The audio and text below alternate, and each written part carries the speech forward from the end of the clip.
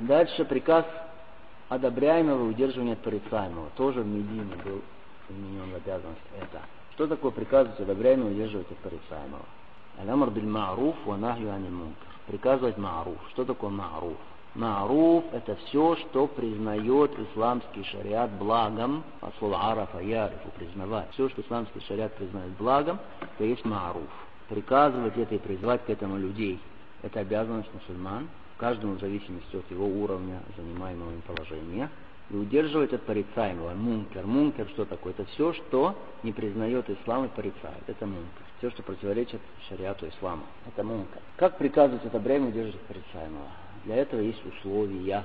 3 основных условия. Первое условие — это нужно человеку, прежде чем призывать кого-то, приказывать кому-то одобряемого и удерживать кого-то от порицаемого, знать, что есть одобряемое, что есть порицаемое. Если ты не знаешь, что такое одобряемое, и одобряемое ли это в исламе или нет, или ты не знаешь, это порицаемое или не порицаемое, может быть, это никакой не порицаемое, наоборот, одобряемое, тогда ты не имеешь права приказывать одобряемое, удерживать порицаемое в этом вопросе. Должно быть у тебя знание, прежде всего. Доказательство этого Аллах Субхану ва Тааля в суре Аль-Исра говорит: «Валя такфу ма лейса лака бихи илм». Не следуй за тем, о чем нет у тебя знаний. «Инна сам'a валь басара валь фуада куллу улайка кана анху мас'ула». Поистине слух, зрение, сердце, все оно несет, все это несет ответственность за это, все будет отвечать за это. То есть нужно прежде всего знание, что есть ма'руф, что есть мункар. Второе условие. Хочешь приказать одобряемому, вернее, приказывать кому-то одобряемому, что-то порицаемое, должен знать, что этот человек действительно впал в порицаемое, или он действительно оставил одобряемое. Может быть, тебе кажется, что он оставил одобряемое, на самом деле он не оставил его. Может быть, тебе кажется, что он впал в порицаемое, на самом деле не впал в порицаемое. Пример этого, как из сунны пророка ﷺ для нас. Когда пришел человек в мечеть, зашел, пророк ﷺ читал хутбу. И человек сел. Пророк ﷺ не сказал ему: ты почему не делаешь намаз? Как не стыдно? Нет. Пророк ﷺ что спросил его: асалли, сделал ли ты намаз? То есть 2 раката приветствия мечети, да, когда ты входишь, 2 раката, прежде чем сесть. Сделал ли ты намаз? Почему? Потому что, возможно, человек сделал, просто не видел ты, как он сделал 2 раката. Может быть. То есть сначала нужно убедиться, что человек действительно впал в мункар, или он действительно оставил порицаемое, прежде чем начинать ему приказывать одобряемое, удерживать от порицаемого. Например, если увидел ты, как человек в машине, рядом с ним сидит женщина, и ест шоколад. Не нужно сразу начинать набрасываться на человека и говорить: как тебе не стыдно, ты посадил женщину возле себя, да, в машину, нельзя уединяться с женщиной в машине.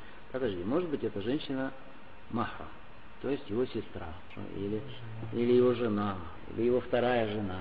Ты не знаешь, что она его вторая жена. Ты должен убедиться, что действительно впал он в мункар или оставил одобряемое. Третье условие — это то, что сейчас сказали, что оно должно произойти с мудростью, сообразно уровню человека. Кто-то делает это с высокомерием, кто-то делает это по незнанию. То есть ты должен учитывать состояние человека, да, почему это произошло, что происходит. То есть сообразно уровню человека, его ситуации. Четвертое условие: чтобы не привело твое удерживание, запрещение ему порицаемого, мункара, попытка остановить мункар к еще худшему мункару, тогда запрещено тебе удерживать его от этого мункара. Какой пример этого?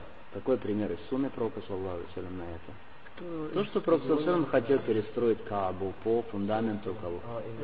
Ибрахима алейхиссалям. Потому что мы говорили, курайшиты, они построили Каабу не до конца, да, фундамент остался не до конца. Почему? Потому что они строили Каабу только на деньги какие? Дозволенным путем заработанные, собранные, поэтому у них не хватило, чтобы достроить Каабу. Пророк сам сказал Айше: если бы не твой народ, который недавно принял ислам, еще недавно отошел от куфра, я бы приказал сделать, что двери Каабы пониже, и 2 двери сделать, чтобы входить, выходить, и я бы построил ее на фундаменте Ибрахима. Но не сделал это Пророк саллаллаху алейхи ва саллям. Почему не приказал это одобряемое? Почему? Потому что он боялся, что вместо этого придет хуже нечто, то есть не поймут, начнется какое-то возмущение, непонимание, не любовь к исламу или еще что-то. Или пример, например, ты видишь, что человек курит. Курение макрух или харам? Харам. Но курение харам, потому что любой врач скажет, что это вредно.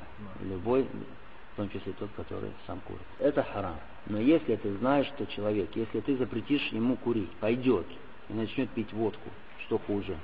Пить водку хуже.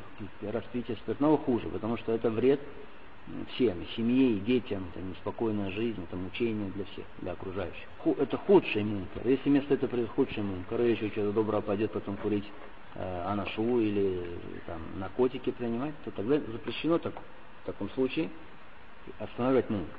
Или мы приводили пример шейха ислама Теймия, когда он шел мимо группы татар, то есть монголо-татар, да, когда они сидели и пили спиртное, и шейх ислама Теймия проходил вместе с своим соратником, да, и ничего не сказал шейх ислама Теймия. Соратник ему сказал, почему, ученик, почему вы не останавливаете мункар, почему не запрещаете им пить? Он сказал, потому что если сейчас я им запрещу пить, они пойдут и начнут издеваться над мусульманскими женщинами, грабить, убивать и так далее. Это что касается приказа одобряемого удерживания от порицаемого.